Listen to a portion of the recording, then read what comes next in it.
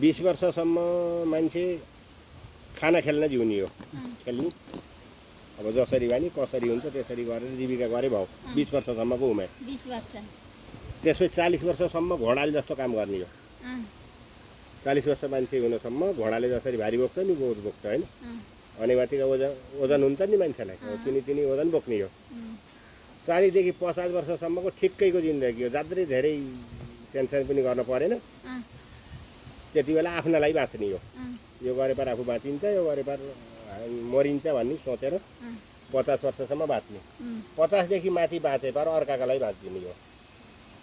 बोझ बनेर अर्काका लागि बाँचिदिने हो अरूले बाँच्दै हुन्थ्यो भन्ने हुन्छ बोझ होइन परिवार व्यवस्थापन गर्ने अब अनेक किसिम हुन्छ नि 50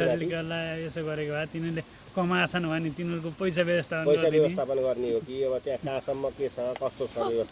व्यवसाय आफ्नो कस्तो छ 50 देखि माथि म 49 को भएँ 1 वर्ष अझै मेरो लागि बाँच्न छ आइसलबाट म अरूको लागि बाँच्दिने हो म नबाँच्दिन नि सकेँ अरूलाई बाँच्दिनँ हो कि नै त्यो भएर 1 वर्ष लागि मेरै लागि बाँच्ने हो 49 को भएँ म 50 भएपछि अरूको लागि बाँच्दिने हो अब अरू सबै सेटल भयो भने मेरो आवश्यकै भएन